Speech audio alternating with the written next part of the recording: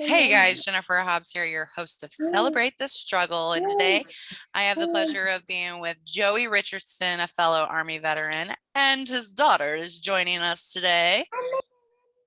Hey Joey, thanks for being here and thank you for your service. Thank you very much for having me here. And yes, thank you. Yes, we're glad to have you here too, Maggie. My 3-year-old daughter, as you can see, probably going to be the highlight of the show. Don't worry, she'll get your ratings, I'm sure. If the Paw Patrol figurines don't, or finger puppets don't take over the show, they might steal the show. Hashtag Paw Patrol. I mean, Yeah. that's a good tag right there. You got a few followers. You know, 3-year-old toddler. I mean, come on, ratings will go through the roof. She already will have her first YouTube video. All right, Joey. Well, let's go ahead and hear a little bit more about you because, you know, Joey Richardson, Army veteran, awesome, phenomenal, and honorable. But that doesn't tell us much about Joey. So why don't you tell us about him? Like, where do you come from? A little bit about you and your journey to this point. Okay. Certified crazy probably is one word for me. No, me, just a humble person now, being a dad and a husband. You know, when I will admit, pretty much straight shot, straight shooting, as I like to call it, or a shoot, as I like to say in wrestling when I do an interview, is I was down and out when I got out of the Army, for sure. I was in a bad place because, you know, I really wanted to be a career, but injuries prevented that. But she's talking about Mater because we had a tow truck yesterday because I got stuck in the back with the van. It got stuck in the mud. I love Mater. Everybody does. I will be honest. If one of my old teammates, Michael Newberry from the Army, from my first team, if he hears this, I will tell him straight to his face, "You sound like Mater, dude, because you have a Georgian hillbilly accent that's high pitched. He sounds like Mater." That is true fact. I swear. But anyway, you want to watch Mater? So you were saying that, like, you really struggled there. Was it in the transition or right? Was it after the transition?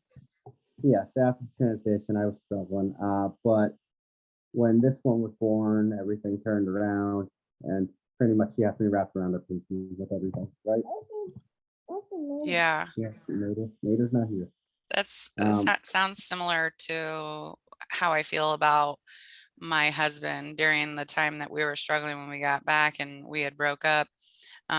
He had a child with someone else, and I feel like my bonus son saved his life. Like, it brought him out of that darkness. There's just places, you know, we all have it. I think it's a tough adjustment because, you know, we're these larger than life people.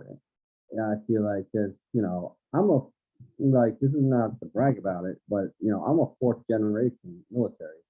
You know, my father did the Army, my grandfather did the Navy. This part I can't remember. I believe my great grandfather was Navy. I have a picture on the wall of all 4 of us, like it's, you know, each one of us generation wise. But yeah, that's super cool. Dad, father, daddy, grandpa, great grandpa, great grandpa. You know. So there's a lineage there. There's a pedigree about us and our family. You know, my uncle was Air Force. My cousins were Navy. You know, this is Richardson redhead hair. I'm brown hair. My wife's a blonde.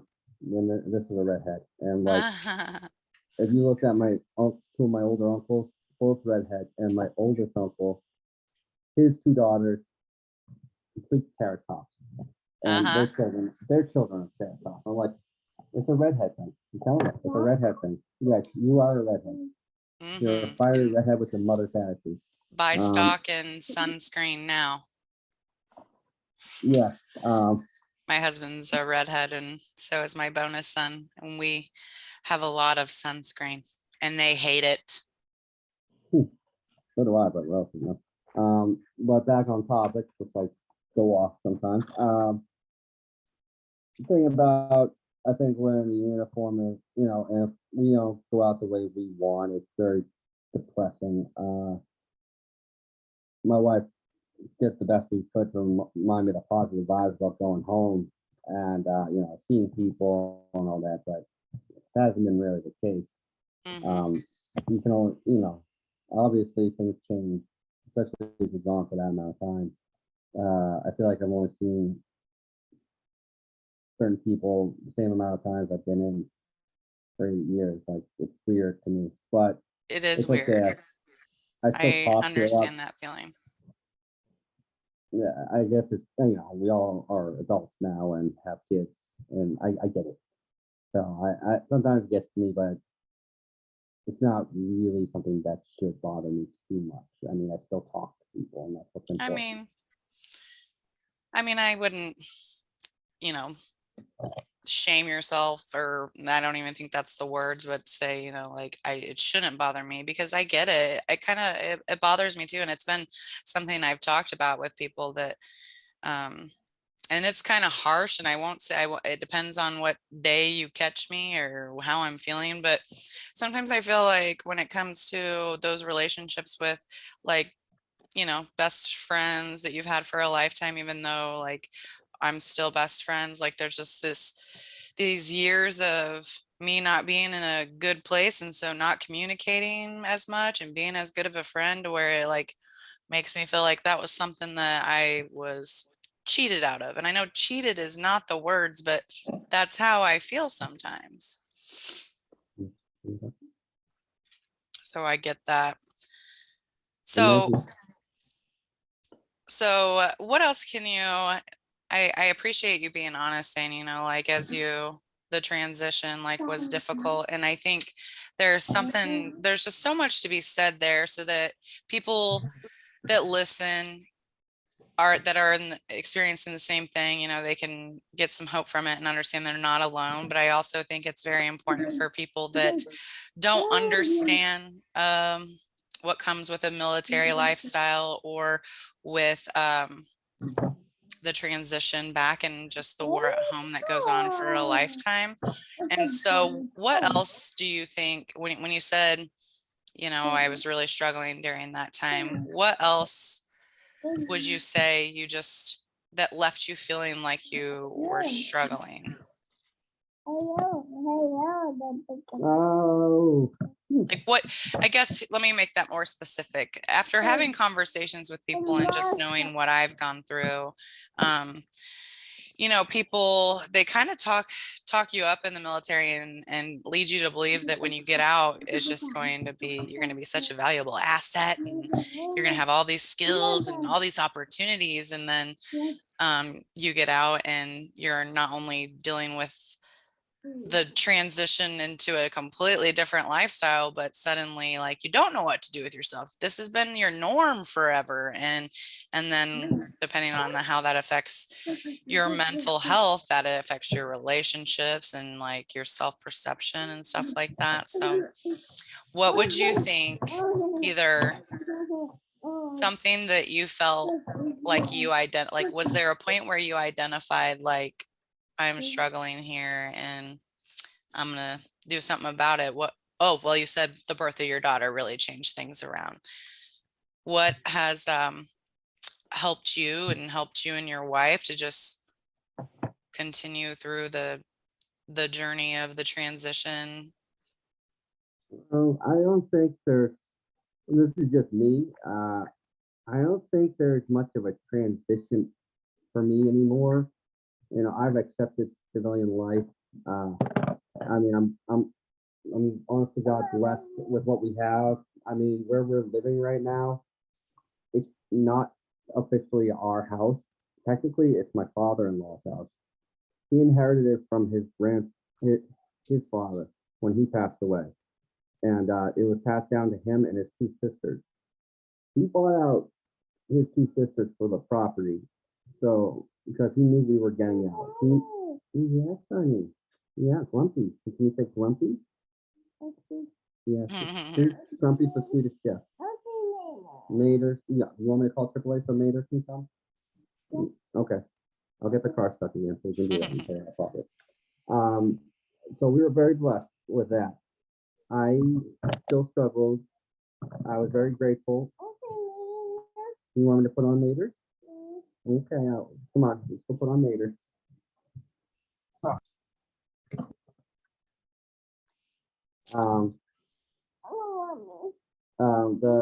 The house. So where were we? As you were talking about the house, and like as he knew that you were about to be getting out, I believe. Yeah. Yes. Okay. Maybe not do that. Well, record. Yes, play with your car. Yes. And you know, it took me a long time to really take care of things like the lawn, all that stuff, because I was still battling, and I still am today with maintenance stuff, like the maintenance, they grind. I mean, honestly, go get the car. Uh, the maintenance part of life, the day-to-day grind was hard. What would you say you do for your, I one of the things I do try to always ask my guests is like, what do you do for you, just for Joey, that you try to do, and which I know how life is and it doesn't always happen every day, but like for you and just your own self-care, what do you do for you to help with the whole, with maintenance? Pause 1 second and I will get you. We'll be recording in progress. Hi everybody, welcome back. Anyway, should put in an ad right here. If you haven't seen Mater, you better check out Mater's show. It's about what, 15 years old, folks. You're behind. You're behind. Yeah. Anyway, maintenance on my life, physically, mentally, was not there. Still isn't in some cases. Not taking care of myself. Honest to God, like before, like Tuesday, I look like a homeless person pretty much, with hair curled down to my ears and scruffiness. I finally got a haircut after like in 6 months, and shaved with scruffiness. I would shave like once a week, and now I'm trying to do every day. But you know, maintenance on yourself is important. I mean, that's one thing I always lack on. I do good for a while, then flop like a fish. So just, you know, something important to do. And honestly, I feel better after doing it, you know, taking care of myself like that. Right. I'm trying to do better about that. Get up earlier if I got to take care of myself. What's that look like for you? Just chilling with a cup of coffee, or? No, I think I can't drink coffee. Coffee for some reason. Give me a soda and I'd be happy. Wife thinks I'm nuts with that, but hey, that's another story. I think just a hot shower, just having time to maybe browse the internet, maybe play a phone game, but I can't play a video game anymore because I haven't played one since the day after I brought her home. So it's been 3 years, but you know, maybe a phone app game for a few minutes just to play that, or work on my writing, do some stuff in that department, because that's what I'm passionate about. That's what's kept me driven all these years. I feel like when it comes to having something of a passion, that it's not a job, it's fun for me. Yeah. I don't think I knew that about you. That's cool. You like to, is there something you're working on, or is it more like just journaling? Oh no, it's something I'm working on right now. I have that's my big project right now. It's like my big business, my personal business. is writing a science fiction series called The Burning Storm. It's going to be right now. The main series is going to be 15 books if I do it right. The first book I just did came out in December. Cool. What's it And called? The book itself, like the book Yeah. title or the series? The title of the first one. Oh, it's called Bonds. Bonds, like bonds of friendship. Not like bank bonds or any breaker bonds or whatever they like to use in the financial areas. It's like bonds of friendship. Right on. Where can people find that? Go to www.amazon.com. I never heard of it. I know. It's amazing, isn't it? No. Well, congratulations. Yes, go to Amazon and you can find it there. Just type in the series title and the book title. It should be the first one that comes up. If it's not, you'll see probably 2 books that are like sponsored ads or whatever. And then you'll see it. It's like it's right at the top. You can't really miss it. So far, a lot of people. I'm not expecting to make thousands or something Stephen dollars out King of it. money. Huh? Stephen King money. That would be nice. I know, right? If I could get Stephen King to appear in a film version of this, I'd be made. I mean, they did get him to appear in Sons of Anarchy for like 2 minutes. I didn't know that. Well, have you seen the show? I watched like the first season years ago. Oh, okay.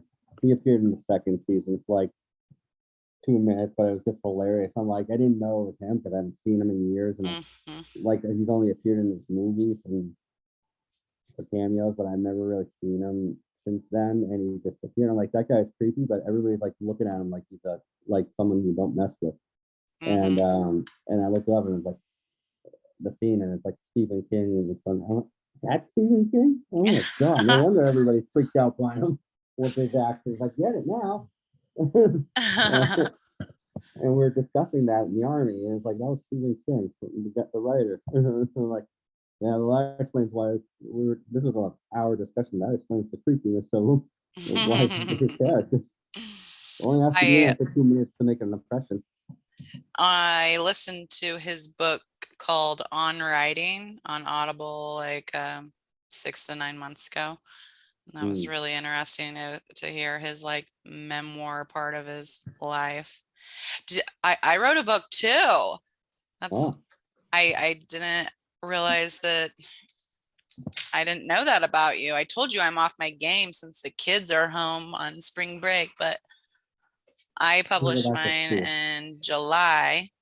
Oh boy, I have it this here. Let me take this crazy video settings off here. I was gonna say, what was that? I was just trying to, I'm trying to utilize the background settings because my curtains don't fit back there. And so it's kind of crazy. Anyways, there's Calmed Growth After Trauma by Jennifer Hobbs. That's me.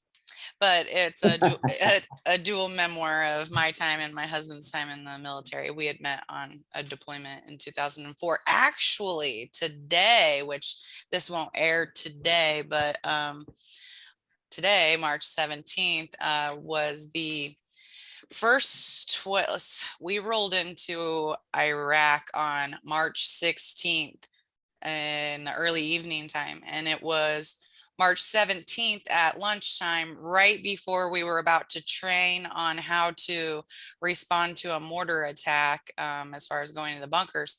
And we were hit with a horrible mortar attack at lunchtime right before we had this training, and we lost our first soldier in in the first 24 hours of being in Iraq. It was, talk about like a shell shock right there. And I was Army National Guard, so we went from 1 week in a month, 2 weeks during the summer, and then mobilized in 12, 24 hours in Iraq. We lose our first soldier. It was brutal, to say the least. So St. Patrick's Day just definitely isn't like it.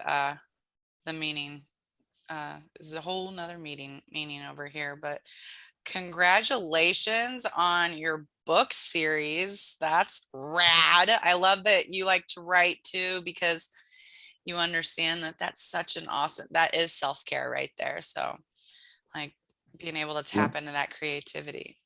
Unless it's editing, I hate that part. Oh my God, I know. Brutal. Is it St. Patty's Day today? It is. Really? Well, unofficially then, that it's like the unofficial day that my wife and I met, because we were talking on Match.com, 2009. So Wow. unofficially, we didn't meet there on St. Patty's Day, but we were in the same place for a Dropkick Murphys concert. I was, I don't remember much about it. I was still drinking pretty much then, but then we met and we realized we were both there at the same time. So it's the unofficial time we met. Interesting. You should make her corned beef and cabbage for your unofficial meeting day. No, she already made dinner. She expects me to make chicken pot pie. I'll cook that tonight. Why do I got cook so much? We got so many leftovers. Yesterday, we got 2 things of leftovers here. Like, you're gonna cook it. Okay. I'm not gonna argue with you. I won't defy you. So you pretty much have already answered the question I typically like to ask everyone, and that is kind of like, where do you go from here? Like, what is your, hopes and dreams? But clearly you're already on a mission to tackle one goal, and that is publishing your book series, Burning Storm. That's rad. And you seem to be very fulfilled being a dad and a husband. So that alone is fulfilling enough, and a goal to, just continue that for a lifetime. But is there anything else you want to share with us as far as like, the famous Joey Richardson that we will see on other podcasts? What would you like to just make happen? Hopefully I won't be in jail or anything like that. I don't think I will. Unless you don't think? I don't think I will. I mean, unless a student provokes me in college. I mean, because I work security out of college. Kids today are very privileged. It's super frustrating. Yeah, very irritating. I mean, I know I was not a saint in college and all that with my stuff, but man, oh man, kids today, they get away with a lot. Yeah. I mean, when they get to the real world, they're in for a real awakening. That's all I'm gonna say. I hope so. I mean, I hope the real world isn't handing out participation medals just for being in it. I always go by the phrase, there's no points for second place, as that was made clear in Top Gun. So my husband always says it, if you're not first, you're last. I wouldn't tell my daughter that. I would always tell her to do your best. That's all you can do. Trophies are great and all, but yeah, you aim to be the best. You work hard to be the best. Doesn't mean you have to be the best, but you work hard to do the best you can. Absolutely. Absolutely. I mean, that's all I can say about that. As for me, when it comes to my goals and my ambitions, I'm just gonna keep writing, doing my thing there. I'm hoping eventually to go back to training at my old MMA gym, the Kelly's MMA Fit and Fitness. Oh, cool. Repping his shirt right now. Cool. Mikey Kelly. He has a grappling match today for Combat Zone MMA. So for all you people listening, this won't come out today, huh? So No, but be sure to share those links with me and we will put them in the show notes. Anything that we can share with other people to show them what has helped us, what works for us. So we should totally Yeah, put that in I there. mean, I owe Mikey Kelly a lot, and the team, Team Kelly, the guys. Um, and so many names there. A great group of guys. And I started pretty much the day he opened his business, when he opened his gym in Pittsburgh. I started, I brought in, pretty much was bringing my daughter in there when she was just born, a peanut. She was just a peanut. And I was bringing her in her car seat. Sorry, got the word there for a second. The car seat, and I was training for an hour. That's nice. Unfortunately, there were setbacks along the way. I was in, trying to keep up, and my body was in pain again. So from injuries in the army. So I wasn't overdoing it on pain pills, just to clarify. But I felt like I was relying on them Right. to keep going. And, I didn't want to keep taking them on a regular, so I had to stop what I was doing. And then mentally, I wasn't doing so well because I was tired and fatigued. I have a tendency to overdo it still. Mm-hmm. So that's another reason. Then I hurt my neck, so I had to stop again for several months. And I was going back, had every intention of going back. Went for a couple of days, but then unfortunately, my wife has Crohn's. She's had it for a while now, but still, she won't admit it. She's stubborn. She won't admit she needs to be here at the home front. Right. So, and obviously, with our economic situation here in the States, we won't point fingers at who. Won't say who's responsible for that. Because everybody, I'll just hear all that stuff. I don't want to make it about politics anyway. I would like to go back and train because jujitsu is phenomenal. Yeah. I did karate when I was 15, when I was going through a rough patch. I lost my father at 12. So I was, didn't have as much spirit to do much else. Mm-hmm.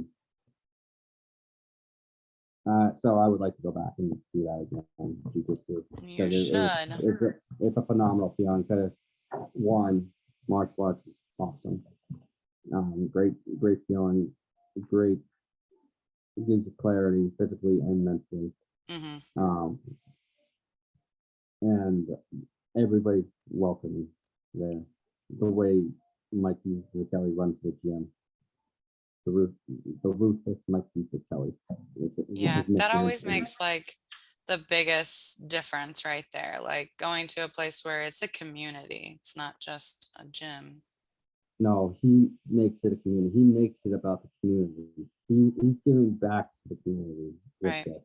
He's got kids classes. He's got classes for women, and then you got classes at night. For all levels. You can do kickboxing, you can do boxing, jiu-jitsu. It doesn't matter. He put his heart and soul into this, and I commend him for that.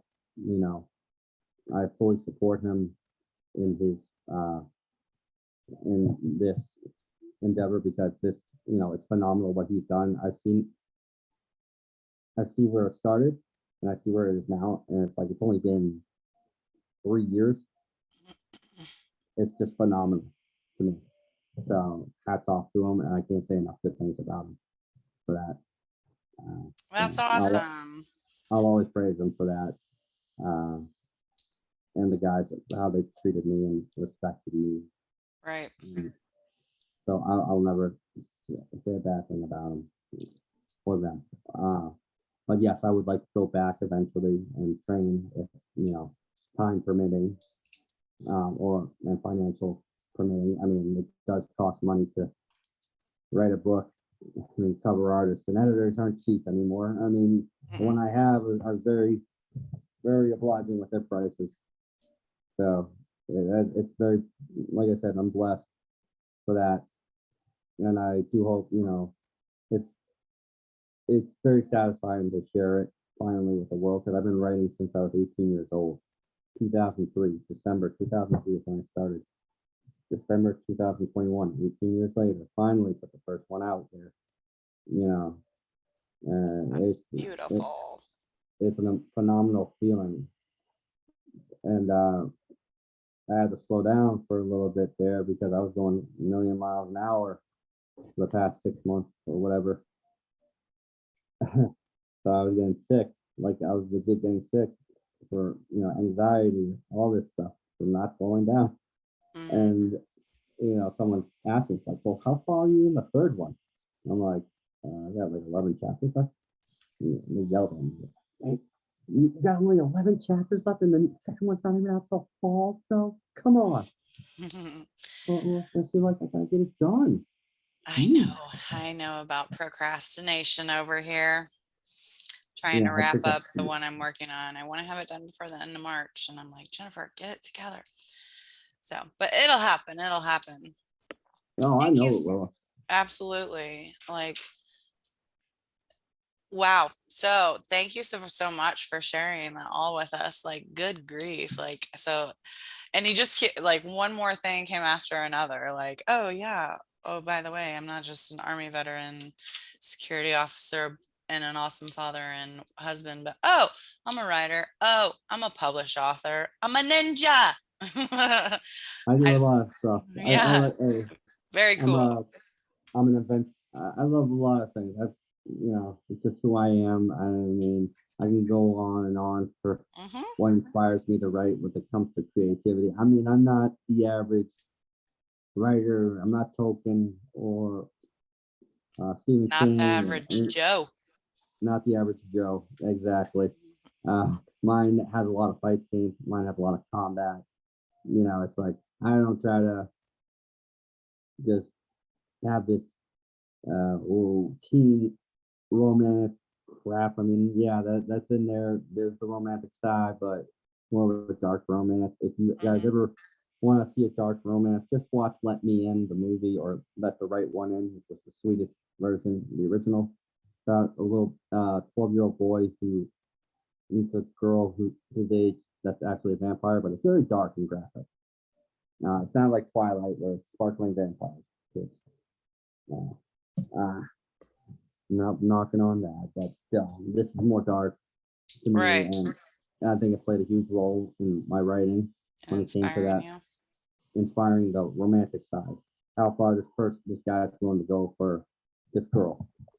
Um, he's willing to kill anybody, anyone, and anything to keep her safe. Sort of like not exactly like this, but Jamie Lannister and getting back to Cersei, his sister in Game of Thrones, in a way. I think that's when he gives in the last season, which is terrible. We all agree. Um, he talked to Brienne before he left about how far he's willing to go to get there, get back to her. So that's kind of the length my main character is willing to go for her in some regards to a point. I mean, that's not the whole story. It's not gonna be uh, because, like I said, mine is more. There's a lot of creative fight scenes, a lot of all varieties. You have 1-on-1, 2-on-2, big battle on the ground, in the sea, in the air, in space. I don't care. All that stuff. It doesn't matter. It can be swords, guns, whatever. I like to do it all. That's what Hmm. makes it fun for me.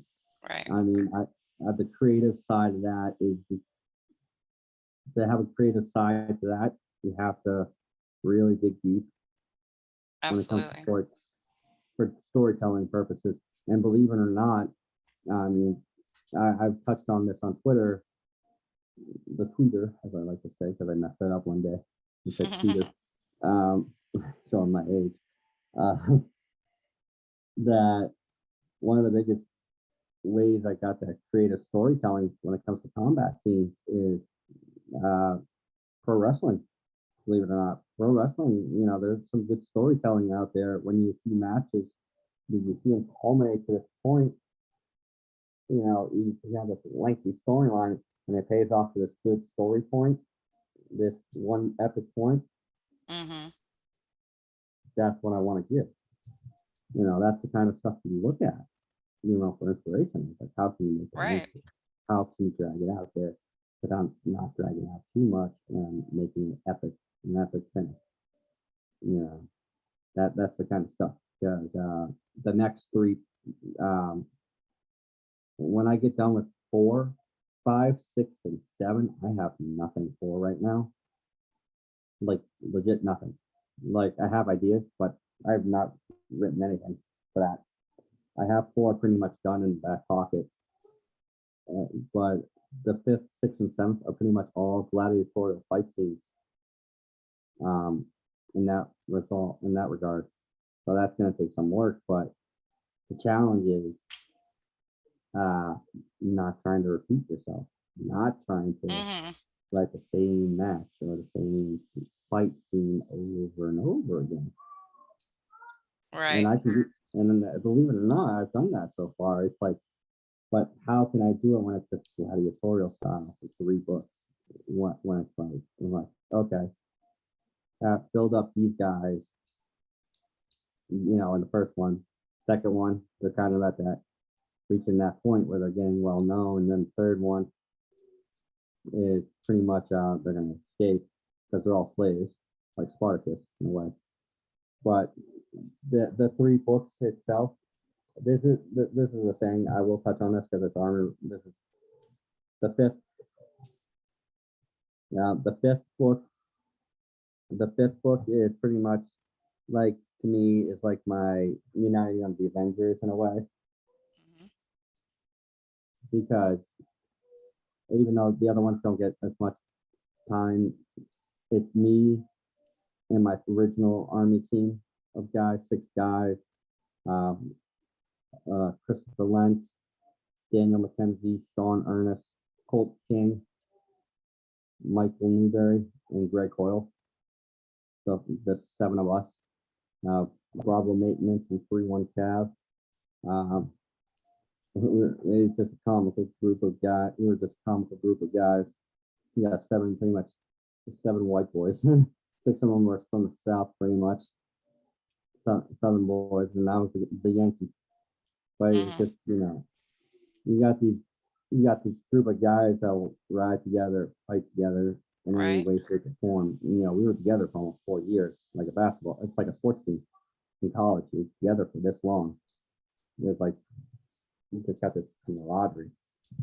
But so you're kind of using that in your 5th one, like that inspiration. We're all together. Yes, they're all introduced in some way, shape, or form. But when you see them together in the 5th, it's like, that is my homage to them. And they're gonna be in it from probably till the end, because it's, those are my boys. I love those guys today. Really cool. And crazy cool that your brain thinks like that. Very neat. Well, we look forward to seeing you continue to finish your series of Burning Storm and anything else that comes after. And thank you for being on my show as your first podcast. We look forward to seeing more out there. Be sure to get me we'll put, for anyone listening or watching this, be sure to check out the show notes, so you can see the link to checking out Bonds and continue to follow Joey on the what did you say, Tutor? On the Tutor? Follow him on the Twitter. Yeah, the Twitter. My username is JAR Soldier 85, I think it is, or 1985. Geez, I don't even know, because my brain's mush from my accident in the army. So it's one of those. It's either JAR Soldier 85 or JAR Soldier 1985. One of those. It's okay. Yeah, We'll make sure we put it in the show notes we'll correctly. find it But there. We'll put them in the notes. thanks for All right. joining me today. And thank you for coming on here to get comfortable with the uncomfortable. Oh, no problem. Anytime. Happy to do it again. Always happy to talk to fellow veterans. More comfortable than talking to civilians. I know. I mean, I might hurt Story. someone. True story. I might get thrown in jail for assaulting a civilian if I'm on a radio show or talk show like Jimmy Kimmel or something. Something bad might happen. Well, But Ninja, hey, you need to tone it down, Ninja. But look at it this way. It was wrong ratings. I mean, it didn't happen Gilmore when he fought Bob Barker. That's why they didn't fire him or kick him off the tour because it threw their highest rating. I mean, it was all money. I mean, come on. I mean, that's what you guys want. You want ratings. I just gave you ratings by keeping your host. I just gave you ratings. I draw ratings. I can't help it.